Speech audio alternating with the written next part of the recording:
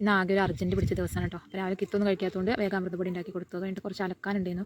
അപ്പോൾ ഈ അലക്കൊക്കെ കഴിഞ്ഞിട്ട് വേണം എനിക്കിന്ന് 1-2 സ്ഥലത്തൊക്കെ പോകാനുണ്ട്. അപ്പോൾ രാവിലെ അമ്മ വീട്ടിലില്ലാത്തതുകൊണ്ട് പണിയൊക്കെ വേഗം ഒരുക്കണം. അത് കഴിഞ്ഞിട്ട് കിത്തുനെയും കൂടി റെഡിയാക്കിയതിന് ശേഷം വേണം എനിക്ക് പോകാൻ. പിന്നെ ഉച്ചയ്ക്ക് ശേഷം ഉണ്ണേട്ടൻ്റെ അമ്മേൻ്റെ വീട്ടിൽ ഒന്ന് പോകണം. കുറേ ദിവസമായി, അപ്പോൾ വെക്കേഷൻ ടൈമിൽ വരാമെന്ന് വിചാരിച്ച് നിൽക്കുകയായിരുന്നു. അതുവരെയായിട്ടും പോയിട്ടില്ല. അപ്പോൾ അങ്ങോട്ടും കൂടി പോകണം. അത് വേണ്ടിയിട്ട് വേഗം പണിയൊക്കെ ഒരുക്കി കൊണ്ടിരിക്കണം കേട്ടോ. ഇത് കഴിഞ്ഞ് 1-2 സ്ഥലത്ത് പോയിട്ട് വേണം ഞങ്ങൾക്ക് അവിടെ എത്താൻ. അപ്പോൾ ഉച്ചക്കാകുമ്പോൾ പോകണമെന്നാണ് വിചാരിക്കുന്നത്. അപ്പോൾ അത് കഴിഞ്ഞതിനനുസരിച്ച് ഇനി കുറച്ച് പാത്രമൊക്കെ കഴുകാണ്ട്, അത് കഴുകി കിച്ചണൊന്ന് ക്ലീൻ ആക്കാനുണ്ട്. പിന്നെ ഫുഡൊക്കെ പിന്നെ രാവിലെ അമ്മ ഉണ്ടാക്കി വെച്ചു. അപ്പോൾ ഉച്ചയ്ക്ക് മിക്കവാറും അത് കഴിച്ചിട്ടൊക്കെ ആവും വീട്ടിൽ നിന്ന് ഇറങ്ങുക.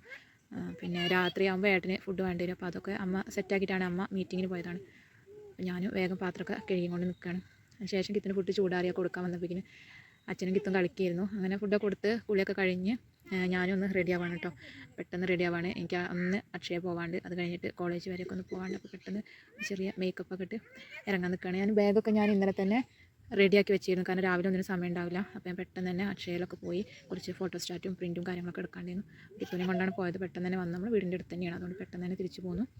പിന്നെ വീട്ടിലെത്തി. അതിനുശേഷം ഇനി